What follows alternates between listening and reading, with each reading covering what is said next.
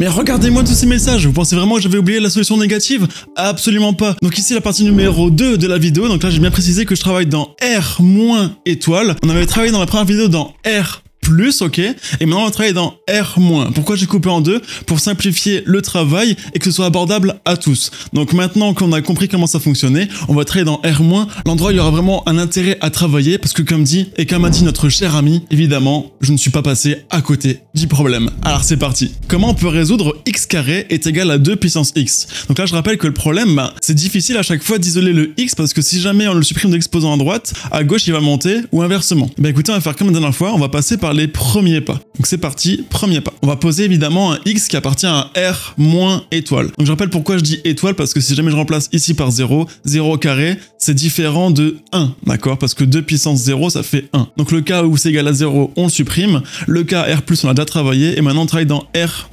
Donc soit x appartenant à R- étoile. Donc je réécris mon équation. Donc je vais reprendre la même base que la dernière fois, à savoir que j'ai travaillé avec les propriétés du logarithme népérien. Donc on sait que ln de a puissance b, c'est pareil que b de ln de a. Je vais appliquer le ln à gauche, ln à droite. Et ça c'est équivalent à quoi? Eh ben c'est équivalent à ln de x au carré qui est égal à ln de 2 puissance x, juste appliquer le ln. Et là, étape importante, attention parce que là j'ai du x carré.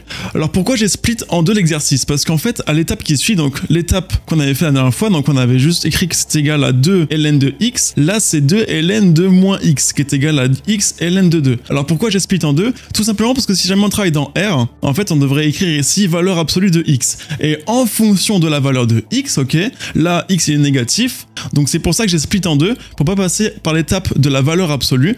Mais ici, tu vois bien que le calcul, là, il est équivalent, on travaille bien avec le même ensemble de définitions. Ok, nickel. Donc le problème ici va être similaire à la première fois, sauf que on va travailler non pas avec ln de x divisé par x, mais ln de moins x divisé par x. Tu vois, là j'ai simplement divisé par x ici, c'est possible parce que x il est non nul, et j'ai divisé par 2 là-bas. Ce qui fait qu'on a bien ln de moins x divisé par x qui est égal à ln de 2 sur 2. Ok, donc là comme la dernière fois, c'est pour ça que je t'encourage vraiment à voir la première vidéo si jamais c'est pas très clair. Donc quel est l'ensemble de solutions de cette équation là? Ln de moins x sur x est égal à ln de 2 sur 2. Alors combien y a-t-il de solutions négatives? Alors c'est parti, la dernière fois on avait juste trouvé par identification que, eh ben, x pouvait valoir 2, x pouvait valoir 4, etc., etc. On avait bien vu que ça marchait pas pour le reste, mais on avait trouvé au moins deux solutions évidentes. Là, vu qu'on sait que ça va pas être le cas, on va directement analyser. Donc on va passer directement par la pratique analytique, on va passer par l'analyse de la fonction ln de moins x sur x. C'est parti, analysons. Donc, géométriquement, quand on te pose la question ln de moins x sur x est égal à ln de 2 sur 2, eh bien on va juste simplement tracer la courbe représentative de ln de moins x sur x, et la courbe représentative de y est égale à ln de 2 sur 2. C'est une constante, c'est juste une droite, ok? Alors, la dernière fois, j'avais posé une fonction f, là, je vais poser une fonction g qui est définie sur R- étoile, comme la dernière fois, ok? Qui est égale à quoi? Ben, exactement, ln de moins x sur x. Ok, alors évidemment ici g il est bien dérivable sur R- étoile, et de dériver g', et pourquoi? Parce qu'en fait c'est une composition de fonctions qui sont dérivables sur R- étoile, parce que ln de moins x est dérivable sur R- étoile, et 1 sur x est dérivable sur R étoile, ok? Alors dès lors, qu'est-ce qu'on fait? Là on va travailler avec la formule que tu connais pour dériver cette fonction là. Là, c'est la forme u sur v, donc j'ai posé ln de moins x qui est égal à u de x, ok? Et donc du coup la dérivée c'est bien 1 sur x, de même, je posais v de x qui est égal à x, et v' de x, forcément, dérivée de x, c'est quoi? C'est 1. Nickel. Donc maintenant j'applique la formule, je te rappelle qu'il faut simplement faire le petit poisson comme ça, là, avec un moins entre les deux, c'est-à-dire que g' de x est égal à quoi? 1 sur x fois x, ln de moins x fois 1. Le tout divisé par quoi? Par v au carré, donc x au carré. Ok. Là, qu'est-ce que je peux simplifier? Comme la dernière fois, ça change pas. Le x ici, ok, nickel.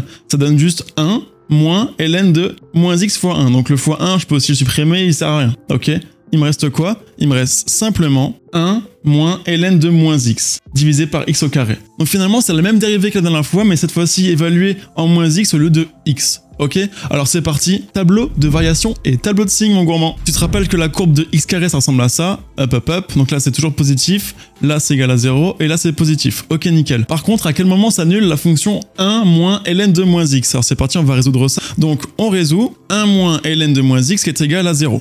D'accord. Là, je peux isoler le 1 de l'autre côté, je l'envoie, je fais moins 1 à gauche, donc ça fera moins 1 à droite. Donc ln de moins x qui est égal à 1. D'accord. À quel moment ln de moins x est égal à 1? Vu qu'on travaille avec le logarithme népérien, on sait que ln de e est égal à 1. Donc ln de moins e est égal à 1. Ça veut dire que x est égal à moins e. Ok, nickel.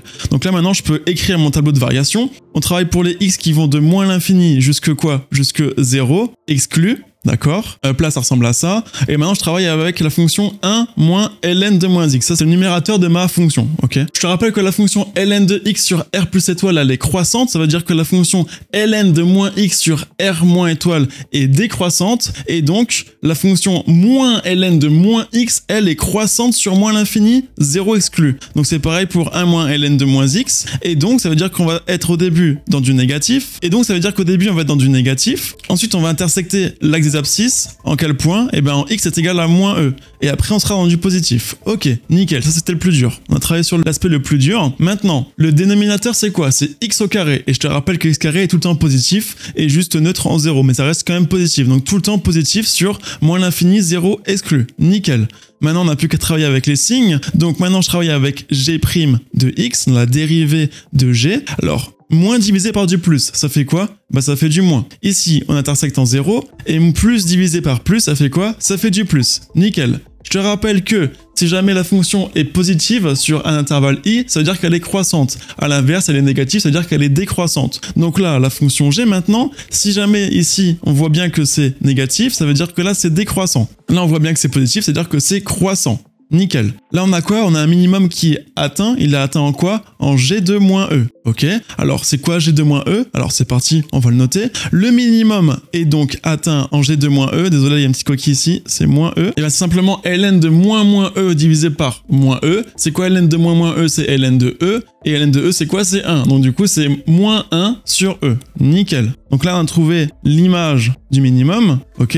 Et maintenant, on travaille avec qu'est-ce qui se passe en moins l'infini et en 0. Donc comme dans la première vidéo, ça on pourra le démontrer dans un exercice à part, mais on s'aperçoit que la limite en moins l'infini, c'est 0, et par contre, quand ça tend vers 0 moins, c'est égal à plus l'infini. Donc on a un truc qui frôle 0, qui descend légèrement jusque moins 1 sur e, et qui va remonter jusque plus l'infini en 0 moins. D'accord, nickel. Bon, et ben à quoi ça ressemble? Ben ça ressemble exactement à ça. Je t'ai fait un dessin en dessous. ln de 2 sur 2 c'est la constante, c'est en rouge. Et là en vert c'est la courbe représentative de ln de moins x sur x. Donc on voit bien comme dit que ça descend légèrement jusque ici. Donc en moins e par ici là. Et donc ici, qu'est-ce qu'on a? Et ben on a une valeur qu'on a trouvée juste ici, donc moins 1 sur e. Et ensuite ça remonte jusque plus l'infini d'après notre graphique. Nickel. Bon, par rapport à la solution. Qu'est-ce qu'on peut dire? Qu'est-ce qu'on peut conclure? Là, on voit que ça s'intersecte ici. Mais qu'est-ce qui prouve que c'est l'unique intersection? Ben là, c'est parti, on va utiliser le corollaire du TVI, comme on avait fait dans la première vidéo.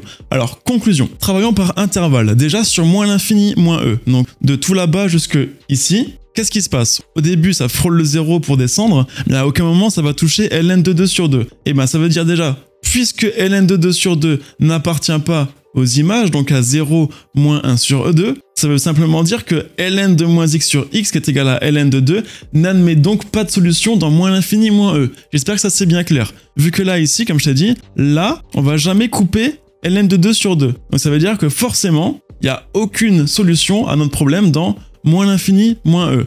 Par contre ici, là on va toucher ln de 2 sur 2. Pourquoi? Parce que c'est compris entre moins 1 sur e et plus l'infini. Ok?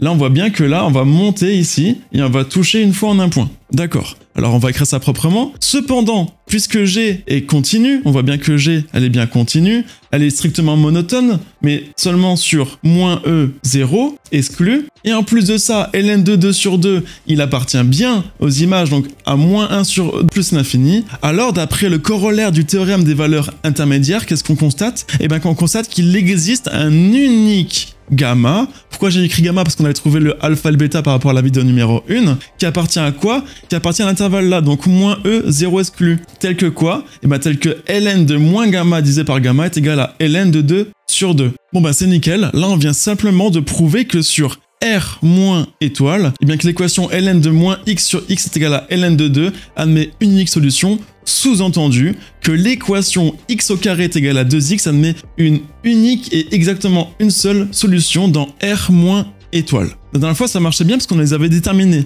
Là on vient juste de prouver qu'il en existait une seule. Mais comment on fait pour la déterminer? Et c'est là ici l'intérêt de l'exercice, c'est bon bah on a prouvé qu'elle existait, mais comment on montre et comment on trouve la valeur de cette solution-là? Et ça c'est le plus dur. Donc du coup on va introduire une nouvelle notion. Je t'encourage, si jamais ça t'intéresse, de récupérer ce PDF sur mon Discord qui est disponible en description. T'as cette ressource-là, mais aussi des centaines d'autres, avec des élèves qui sont aussi motivés pour bosser, le salon Tryhard qui est aussi là pour t'encourager à travailler tout au long de l'année. T'as aussi ma méthode de travail qui s'appelle la méthode Tryhard, que je t'offre directement aussi en description. Elle va pop aussi juste ici maintenant. C'est pour te permettre de réellement augmenter tes notes tout au long de l'année, que tu sois de la 6e à la terminale, peu importe tes spé, tes options. J'ai fait les programmes personnalisés pour n'importe quelle personne qui a des difficultés, donc t'as plus qu'à le récupérer, c'est gratuit. Et aussi le minimum, le truc le plus simple à faire, c'est liker, t'abonner, partager, mettre la cloche, tout ça. En tout cas, si t'aimes mon travail et tu veux l'encourager, n'hésite pas à le faire. N'hésite pas aussi à écrire un commentaire pour me soutenir, ou alors juste pour le référencement, ou simplement si t'as une question, je répondrai à tout le monde. Allez, c'est parti, on passe à la suite. L'instant café juste avant, je vais pas m'en lasser ça.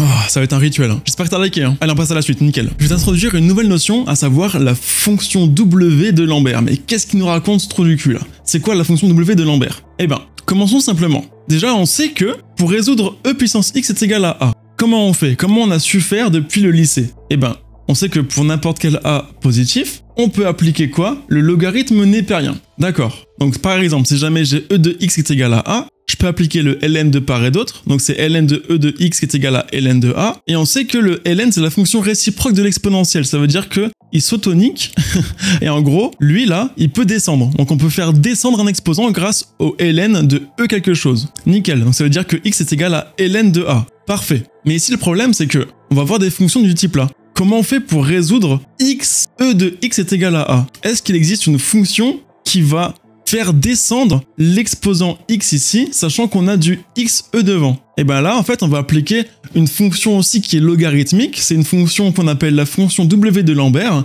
et qu'on appelle W aussi, évidemment. Donc c'est W de X, et qui va permettre de supprimer le X de E. Donc pas seulement le E, mais X de E, d'accord? Donc exemple, je te montre. Donc si jamais j'ai l'équation X de X est égal à A. Pour résoudre ça, supposons que je connais pas encore la fonction de Lambert. Je vais tenter de faire avec le ln, donc je vais avoir ln de x est égal à ln de a, ça c'est possible. Là, par les propriétés du produit de ln, ça fait la somme, donc j'ai ln de x plus ln de e de x est égal à ln de a. Ça, je peux simplifier, ça fera juste du ln de x plus x qui est égal à ln de a. Mais le problème, c'est qu'on est bloqué. Là, on est bloqué dans un cas où on va avoir du x et du ln de x. On aimerait bien juste isoler du x et pas du ln de x scindé avec du x. Tu vois ce que je veux dire? Donc, c'est difficile d'isoler la partie littérale, d'où l'introduction d'une nouvelle fonction. Donc, la fonction de Lambert, comme je t'ai dit, qu'on appelle w et qui vérifie w de x est égal à x. Ainsi, si jamais je reprends ce qu'on avait écrit juste là, donc je l'aurais écrit, mais avec maintenant la fonction de Lambert, tu vas voir que c'est beaucoup plus simple.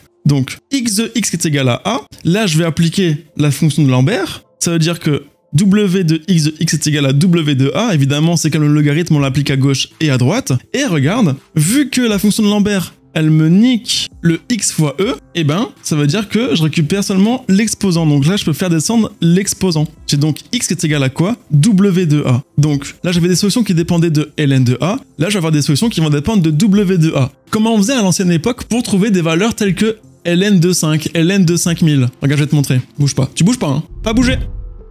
Et oui, c'est pas un fond vert, hein, c'est un vrai décor. Donc là, on avait ce genre de tables. C'est des tables logarithmiques, si tu veux. Et on avait simplement à ouvrir et à feuilleter comme des fous pour trouver une estimation du logarithme népérien évalué à une valeur décimale précise, tu vois. C'est assez compliqué. Et ben là, finalement, c'est la même chose, sauf que W, elle est pas aussi connue que le ln. Donc, si jamais on veut estimer une valeur, au lieu d'utiliser la calculatrice qui permet de trouver le logarithme népérien grâce à une table qui est incorporée à la calculatrice, et bien on va devoir utiliser un logiciel qui va aussi estimer une valeur de W de A. Tu vois ce que je veux dire? Donc c'est comme si on avait un deuxième livre ici, avec non pas le logarithme népérien, mais la fonction W de Lambert. Ça va pour toi? Je savais que ça allait me servir un jour ce livre, hein. Bon, allez, maintenant on passe à la suite, on va essayer de résoudre finalement notre problème grâce à cette fonction-là, sachant que ce genre de problème maintenant on pourra les résoudre grâce à la fonction-là, au lieu de passer par tout le processus qu'on a déjà fait en amont. On pourra simplement utiliser le W pour résoudre ces problèmes de la forme-là. Ça marche? Allez, c'est parti. Retour à notre belle équation. Oh là là, incroyable. On reprend le travail qu'on a fait en amont. Soit x appartenant à R moins étoile.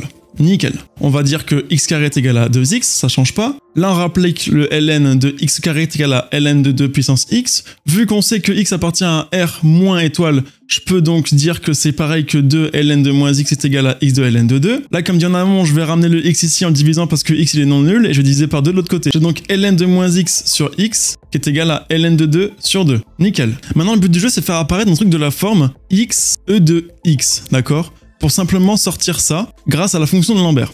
Bon, il faudrait donc que je joue avec le x qui est devant ici pour le faire sortir. Parce que ce qui m'embêterait, c'est de faire un truc qui va dépendre de ln de moins x sur x. Il faut vraiment sortir ce cas-là, soit isoler x, soit isoler ln de moins x. Alors pour ce faire, le but du jeu, ça va être de ramener le moins x ici à un truc similaire en dessous. Donc c'est pour ça que je vais multiplier de part et d'autre par moins 1. Donc ln de moins x divisé par moins x, c'est correct. Donc l'autre côté, c'est moins ln de 2 sur 2. Nickel. Bon, là je te rappelle que 1 sur moins x, c'est pareil que x puissance moins 1, d'accord? Donc c'est ce que je vais écrire ici. Moins x puissance moins 1 fois ln de moins x. Et là, ça bouge pas. Ok, là on va utiliser une propriété de l'exponentielle. On sait aussi que e de ln de a, c'est pareil que a, pour a appartenant à r plus étoile, bien sûr. D'où, là je vais pouvoir appliquer le exponentiel ici, d'accord? Ça changera pas. Donc c'est e de ln de moins x puissance moins 1. Juste appliquer e de ln à ça. Fois ln de moins x est égal à moins ln de 2 sur 2, ça bouge pas. Ensuite, le moins qui est là. Pourquoi je l'ai mis ici? Parce qu'en fait, tout simplement, je vais pouvoir le faire sortir. Parce que je te rappelle que l'exposant de ln de a n, c'est n ln de a. Donc là, j'ai e de moins ln de moins x, tu vois, le moins, je l'ai fait devant. Je l'ai fait pas devant en tant que produit. De ln de moins x, moins ln de 2 sur 2, ça bouge pas, ça. Ensuite, là, tu vois, ça commence à avoir une bonne gueule parce qu'on commence à voir un truc intéressant. On commence à voir notre fameux x ici, là, qui ressemble à ce x-là. Mais là, il manque quoi? Il manque un moins devant. Je multiplie encore une fois l'égalité par moins 1. Donc là, j'ai moins ln de moins x fois e de moins ln de moins x, ça bouge pas. De l'autre côté, on retourne finalement à notre ln de 2 sur 2. Parce que moins fois moins, ça fait plus. Nickel. Et là, en fait, on va appliquer la fonction de Lambert. À quoi? À notre grand x qui est égal à moins ln de moins x. Donc w de moins ln de moins x, e de moins ln de moins x qui est égal à w de ln de 2 sur 2. D'accord? Là, notre grand x, en fait, il vaut quoi? Notre grand x, il vaut ça, ok? Il vaut tout ça. Ce qui veut dire que, je vais pouvoir descendre l'exposant, moins ln de moins x, ça marche très bien. Moins ln de moins x qui est égal à quoi? Ça, on sait pas l'estimer manuellement. Donc on va l'écrire, on va le conserver, le laisser de côté. Donc w de ln de 2 sur 2. Maintenant, le but du jeu, ça va être de résoudre ça. Comment on fait pour résoudre ça? Ça, on sait faire, on va multiplier par moins 1 de part et d'autre. Donc là, c'est ln de moins x qui est égal à moins w de ln de 2 sur 2. Le ln, on le fait sauter grâce à quoi? Grâce à l'exponentielle. Donc on a simplement moins x qui est égal à exponentielle de moins w ln de 2 sur 2. Et enfin, je vais multiplier encore une fois par moins 1 pour avoir simplement x. Et là, on aura fini. X qui est égal à moins e de moins w ln de 2 sur 2. Et ça, si jamais je prends une table numérique sur Internet, il y en existe, hein. Si jamais je demande une approximation de ça, ça donne quoi? X est environ égal à moins 0,766664, etc., etc. Pourquoi on ne peut pas avoir une solution exacte? Parce que ça, c'est ce qu'on appelle une équation transcendante. Ça va fournir des nombres qui vont être transcendants, ok?